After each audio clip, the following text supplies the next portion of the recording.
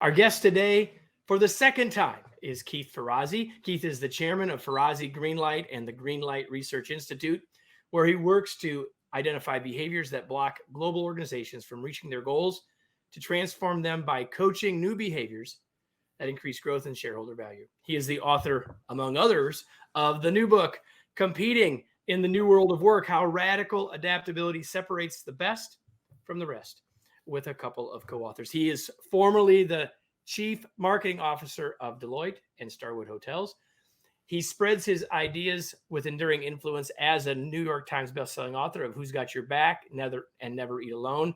He's been a frequent contributor to the Harvard Business Review, Forbes, Fortune, and many other leading publications. He has 20 years of experience from the C-suite, as I said, to founding his own companies and distilling those experiences into practices and solutions that he brings to every engagement, including a return to the Remarkable Leadership Podcast. Keith, welcome. Glad Kevin, to have you thank you back. so much. That robust introduction is taking up half of our time. You know, it's always a challenge to, like, where do I stop? Where do I start? All that stuff. Hey, I'm gonna come in hot right off the top. So, you know, you and I are having this conversation in early January of 2022, and we don't know when everyone will listen to it. It'll be a little while before anyone does. But I'm going to come in with this question right here. Has the pandemic changed work forever? I hope so. And the fear I have is that it won't. So at the peak of the pandemic, I asked that question. This was after we got beyond thinking that this was a 2-month blip. Remember when we thought it was a couple of weeks, and then we thought it was 2 months? You and I were talking, I think the first time it was 2-3 months in, something like that. Yeah. But yeah, so after that, you asked this question. After that, I asked myself the question, boy, this is an inflection point in the world. What will we be saying about it when we're done, whenever that is? And nobody ever expected this. And my biggest fear was that we would crawl out of the rubble, having clung by our fingertips to the ledge and gotten through this garbage, crawl out of the rubble and go back to old ways of working. You and I, Kevin, have been advocating for decades now that there are needs of shifts in the world of work. Leadership needs to shift. Teams need to shift. My area of specialty, of course, is teams.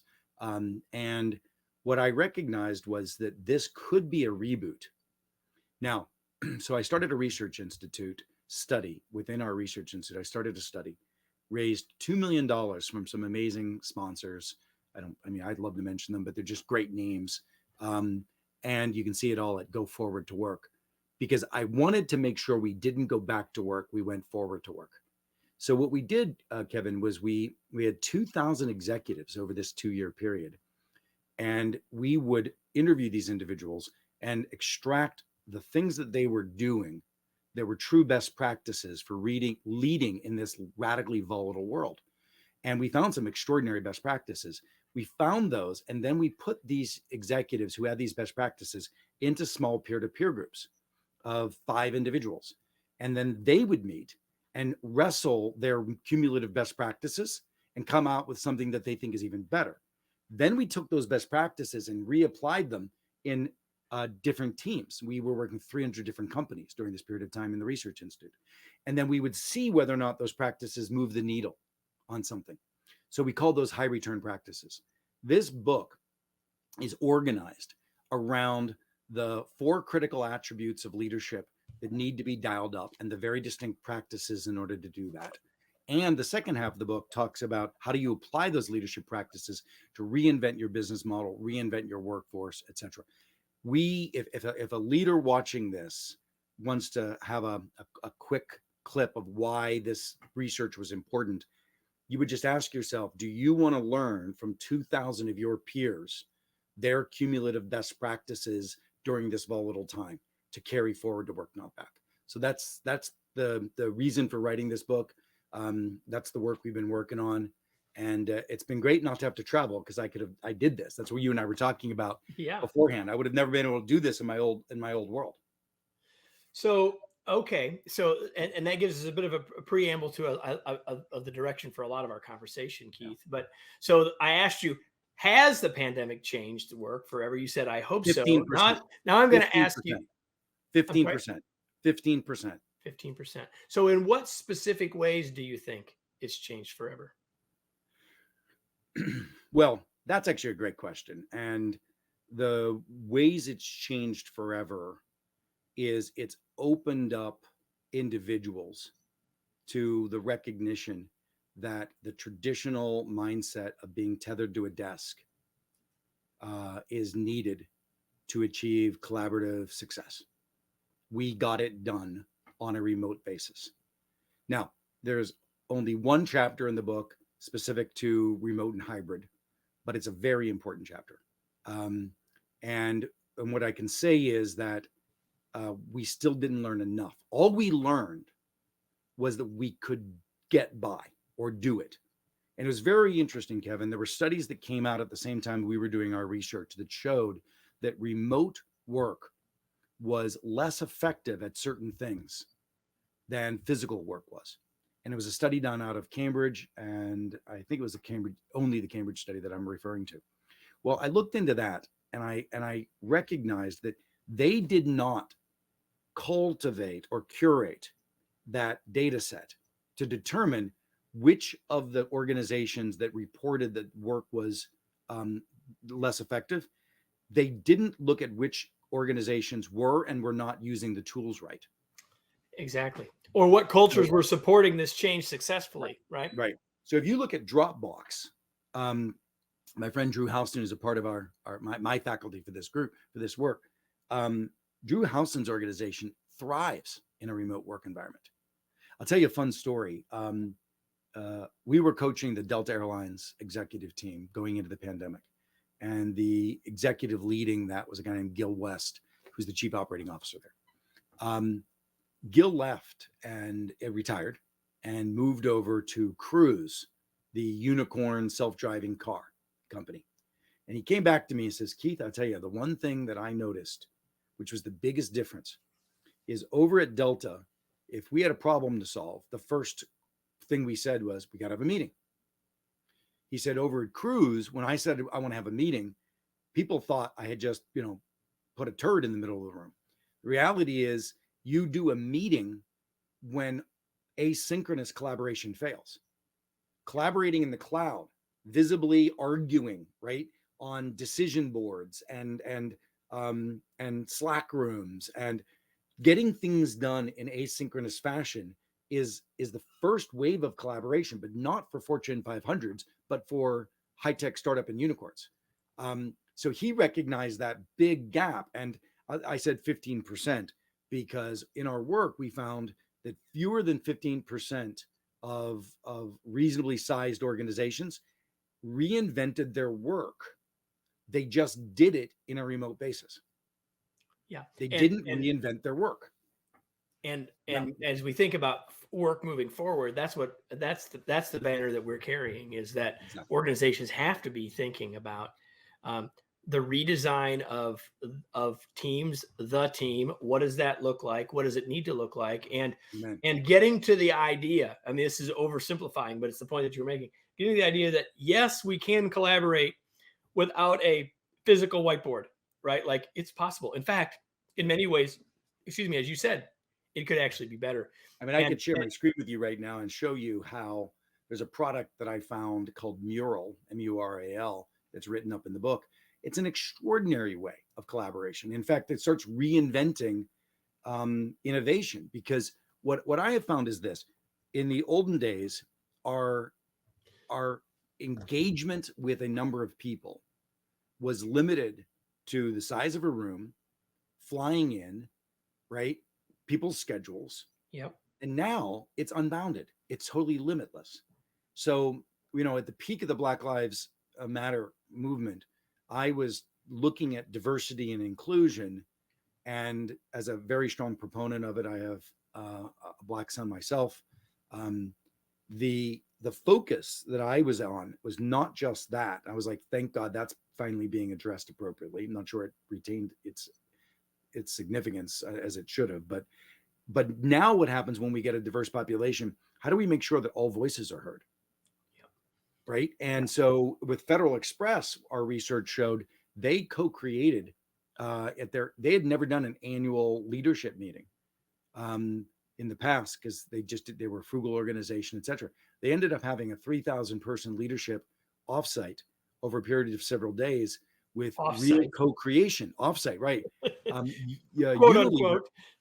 Unilever reversed engineered business planning instead of top down cascaded from the CFO and the CEO, and then the numbers get cascaded down.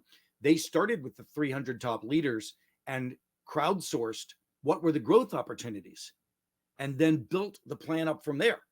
Again, they would never been able to do that before. So, the chapter that we have on the power of collaboration and inclusion in an increasingly hybrid world and how that should be reinventing the way you work, the way you collaborate, and the realization that what we talk about in the book is what we call the collaborative stack.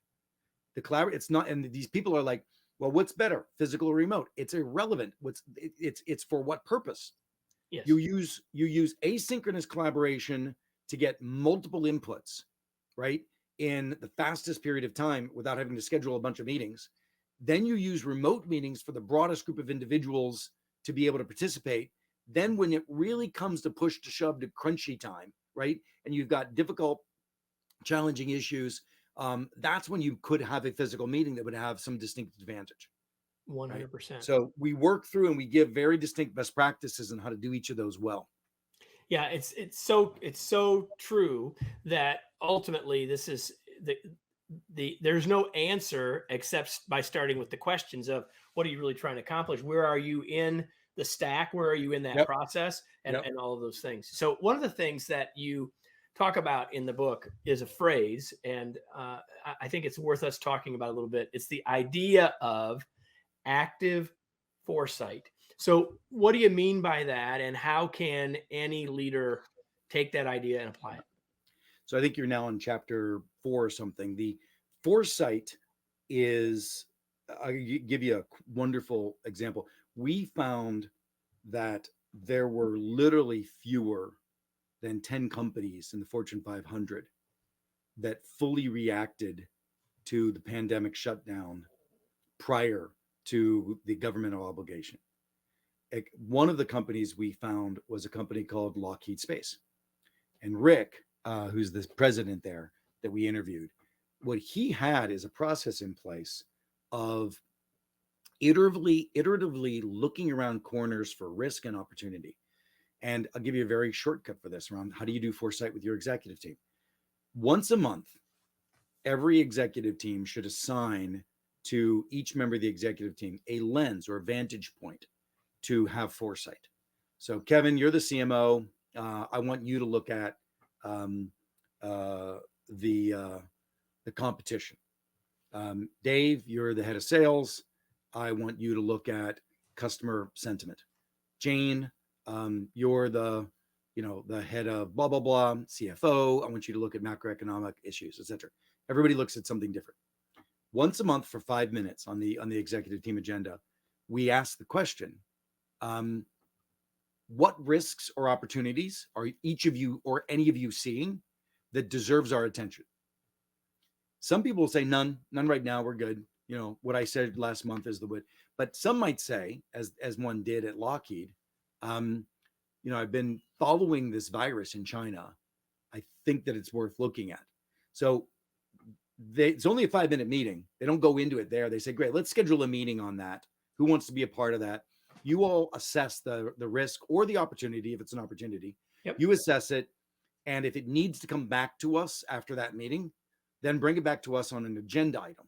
And we'll decide as a discussion where it goes. Could it go into planning, etc. So that was in December. Lockheed Aerospace went full virtual in February. They had no problems getting PPE.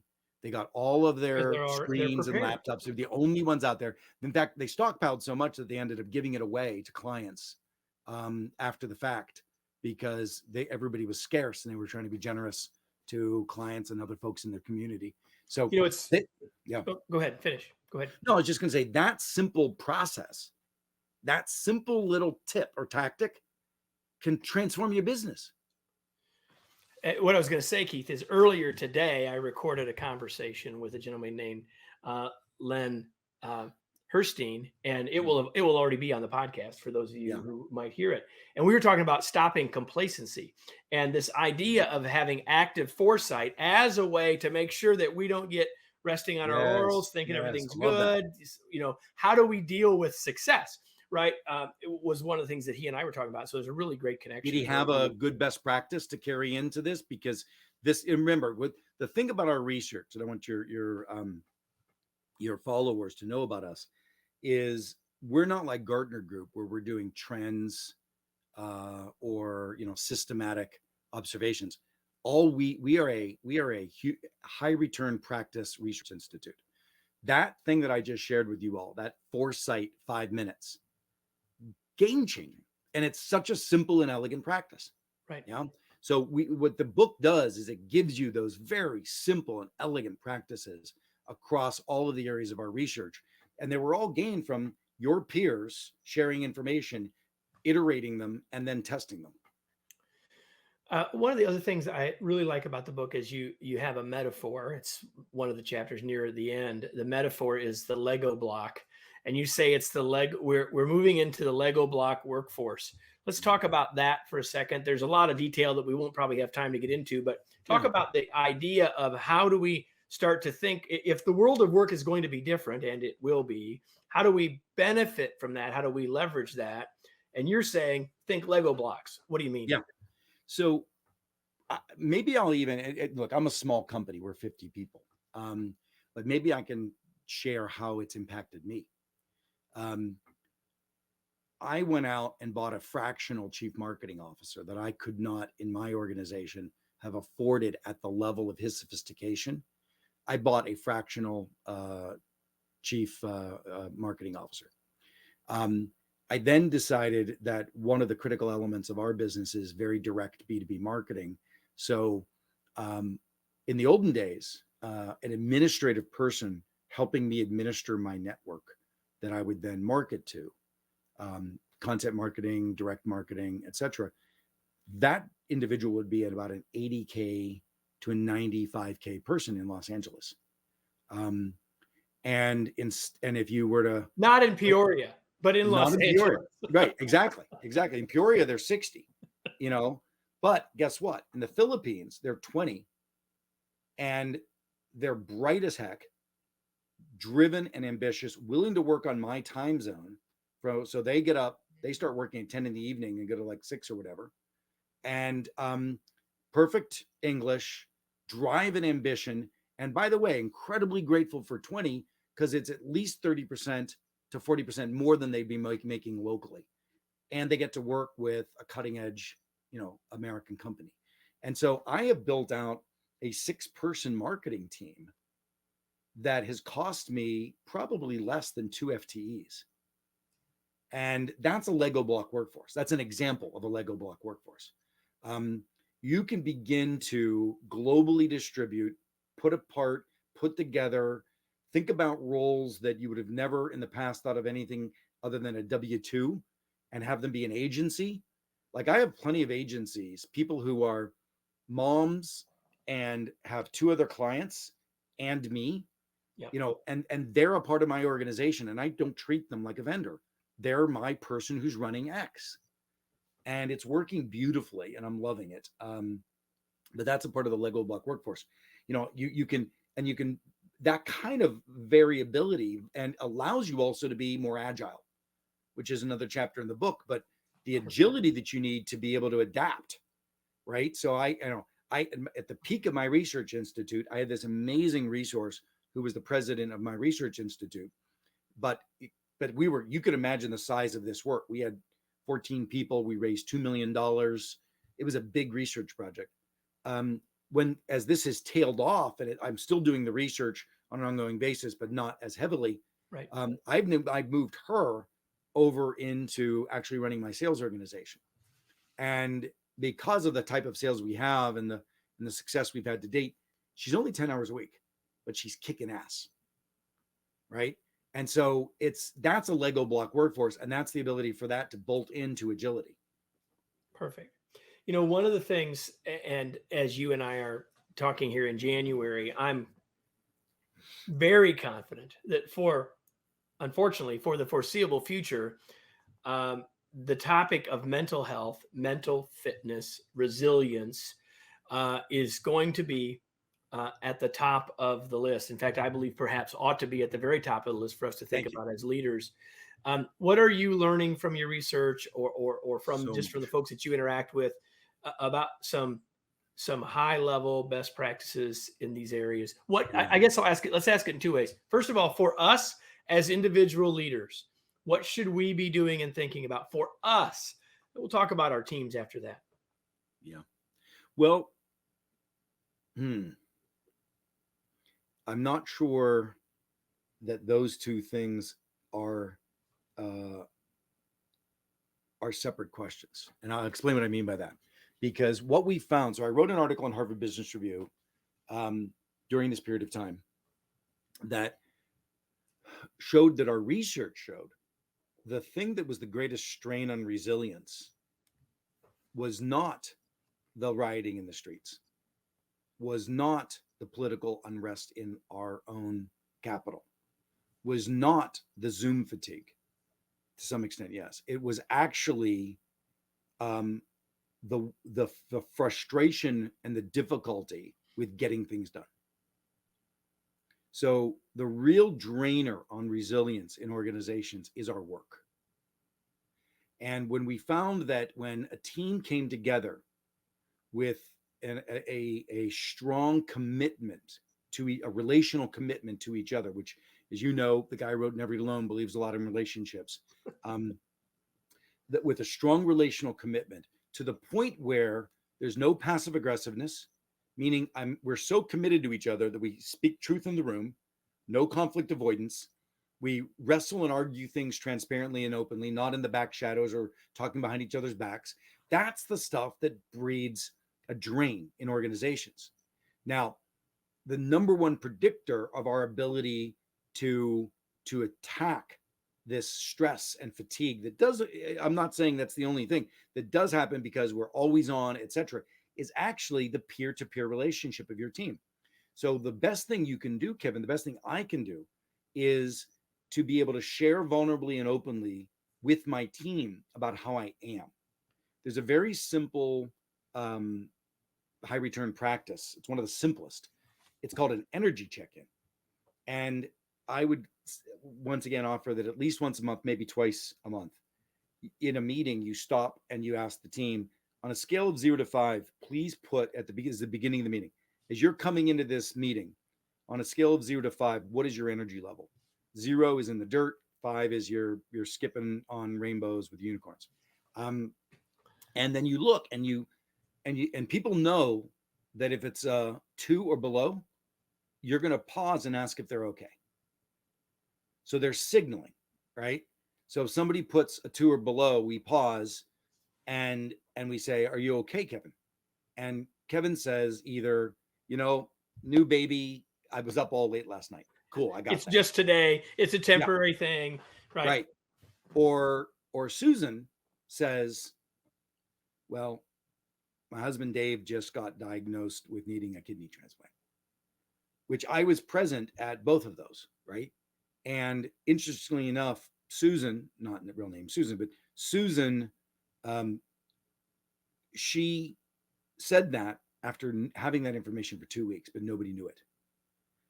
Because your ability to create an esprit de corps and a shared commitment to each other's energy and mental well-being, that peer-to-peer, that my second book, that who's got your back, we've got each other's backs, that idea of co-elevation, that word I created for a team coming together and not letting each other fail, but to lifting each other up in pursuit of a mission, but helping each other at the same time.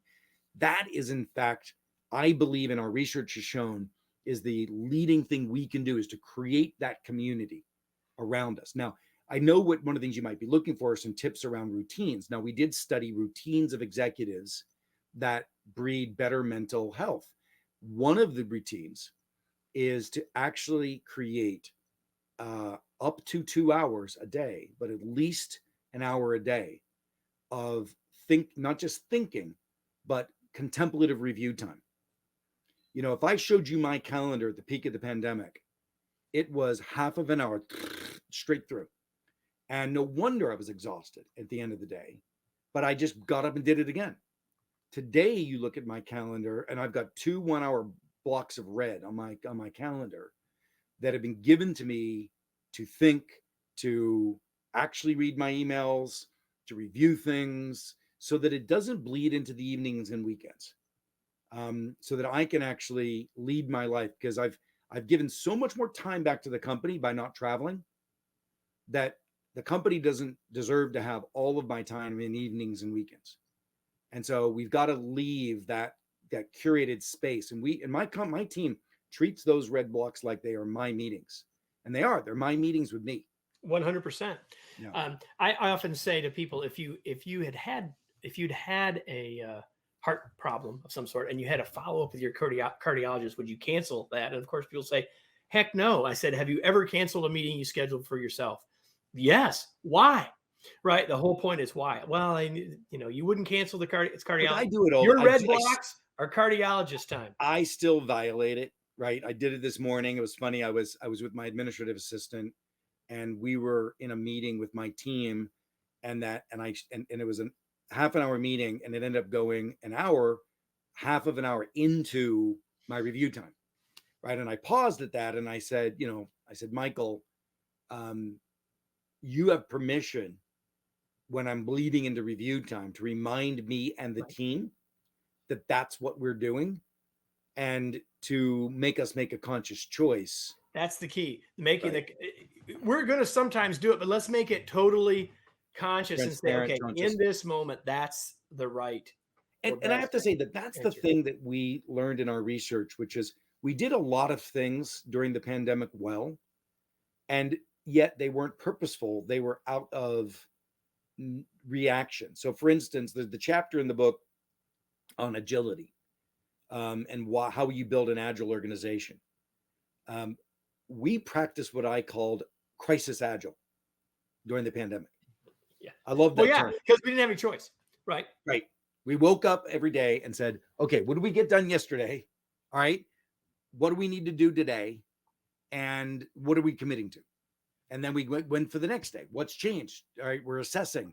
Let's get together. So that process of, commit, sprint, assess, commit, sprint, assess. That is an agile process that is used in programming and using project management that's very effective, but is not used in leadership teams. It's not used as a way to run your organization. I believe that we were running agile as the operating system during the pandemic, and I want us to solidify that. And that's what that chapter is about. How do you turn your organization into an agile operating system that pivots and assesses and forecasts, and pivots and assesses and forecasts? And that's so important for all of us, to be able to stay ahead of the curve, as we were talking about in that forecasting conversation. Absolutely. Foresight conversation.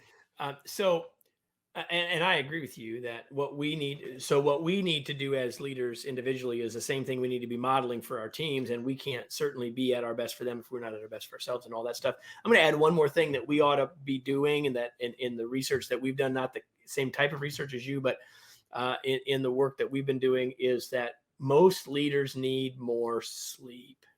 And I have to say, don't you think that most of us got better sleep in some ways during the pandemic because we were home? And again, you may have the data, and I haven't seen this data. And I actually should look at this data. Ariane Huffington's a friend of mine, and she's like all about sleep, and she's been preaching sleep for me for a long time. I don't know, maybe I'm a data set of one, but I've never gone to bed at 9:30 or 10 o'clock back in the olden days when I was on the road, out to dinner. And then I don't know, I have found myself during the pandemic having more restful sleep than I have in the Which past. is awesome, right? And so for those of you that are getting that, great, but many aren't still. And if you're not, I just want to put that in your list of things to think about. So Keith, as we start to move toward wrapping up here, a question: is there one thing that you would like leaders, or you would encourage leaders to do today? What's one sort of piece of advice that you would give us today? If you go to goforwardtowork.com, you can see so many articles we wrote during this period of time, so many pieces for Forbes Inc., Fast Company, Harvard Business Review, etc. There's a ton of stuff there about how do you begin to really revamp your staff meeting for the better leverage of the tools you have. I only picked this one area because because I know right now, and I don't know if it's going to change by the time we're airing this in the late spring or early summer, but I know right now we are meeting overloaded. And it is the death nail of many organizations, whereas we can reduce the meetings by 30%, give ourselves back time for that thinking time, that reflective time that we're talking about, that asynchronous time. If we stop having meetings be the first line of defense for collaboration, learn asynchronous collaboration. That's one of the biggest things I could say as a takeaway. The other thing that I would say is just more macro than that's something as specific as that is make sure that you and your executive team take a meeting and stop and say, what was it about our behavior during the pandemic? And you can read the book as a mechanism to spur this conversation. But what was it as a part of our behavior during the pandemic that we don't want to stop as we, quote, go back to work, but we want to hold on to? So for instance, somebody might say, you know what? We were a team. We came together. We didn't give a shit about silos and org charts, and we just got it done, and we didn't let egos stand in the way. Turf wasn't an issue. Can we hold on to that? Right? We were vulnerable. We cried together when our parents were ill with COVID, and we didn't know what was going to happen, and we cared about each other in a way, and we helped each other. We don't want to let go of that, right? It's like those talk to the team. And I think the book will be a great tool. Not only the book, by the way, but we created a free resource guide, which is a video series. And I think it'll probably still, by the time this is aired, be free, but because we're giving it away right now for pre-sales. Goforwardwork.com/books. Yeah, there's a free video series we're giving away with the book that will help you implement this book and change your team. There's 8 chapters in the book. We have 8 video packets, and then you send it around to your team. There's a workbook, and you can work through how to really take advantage of all these innovations and high return practices. One of the things that I know, because we've had several interactions which I've always enjoyed. I always format as have I, that I know, and I'm guessing anyone who's listening or watching won't be surprised, is that you, like me, love your work. So work is fun. But I want to know, Keith, what you do for fun that's not work. What do you do for fun? Well, probably my greatest, and a lot of people don't think this is fun, but for me it is. I work out. And, I have been deeply committed with my friend Peter Diamandis to longevity. I want to continue to make a footprint on this planet for as long as I possibly can. And I know that the body that I'm in's got to keep tuned. So I love to work out, but I also love to drink and eat. So I think part of the working you gotta, out, right? You gotta do work number out. 2. You better do number 1. Exactly. You better do number 1. So I'm starting to have my dinner parties again. I'm starting to have my dinner parties again, and that's been something I've missed during this 2-year period. But what we did do, interesting enough, Kevin, is we started hosting dinner parties on Zoom. So we would send friends out a bottle of wine, and everybody bring their meal together, and we'd all have a dinner party and we'd commune. But now it was global, and we were able to have people there that were, eating lunch somewhere while we were eating dinner. Exactly. Another thing that we share in common is a love of reading and of learning. And so I'm curious, what are you reading these days, Keith, that people might want to know? Well, I'll give you a sneak peek. I'm reading something that nobody else has their hands on right now, but by the time this airs, you will. I think you will. You absolutely will. I mentioned earlier my friend Peter Diamandis, but he's coming out with a new book with Tony Robbins about longevity, democratizing longevity. And that is a book that I highly recommend you go out and get your hands on. It'll have been out for a while, and I suspect many of you will already have it. But in one compendium, if you really want to live beyond 100 and be thriving like you and I are right now, Kevin, wouldn't you mind if you could be like you are right now at 100? I'm not saying you're in a bed, right? Of course you would. I mean, you and I love life. But so how do you go about doing that? And that's a great book. That's what I would advise. As is always, thanks for that. As is always, everybody, you can go to remarkablepodcast.com and look at this episode or the show notes wherever you are to see the links. We'll have all those there by the time that comes. Where else, Keith? We've already talked a little bit about goforwardtowork.com. Anything else you want people to know in terms of connecting with you, finding the book? Anything else you want to point people to? No, that's it. I mean, I'm really excited about this book. I've already started working on the next one. I promise you, it won't be out in a year. So like this process was so fast that we were able to get it out as we did. But looking forward to our continued engagement. Follow me on Instagram, all those wonderful places. But goforwardtowork.com/books, and we'll stay in communication with you. Kevin, you are always first of all, just your audience needs to know, if they don't already, that's why they're here. You're one of the most prepared, thoughtful, and caring interviewers that I've ever had. I know you've read the book. I feel the energy, the understanding of it, and really appreciate that. It means a lot.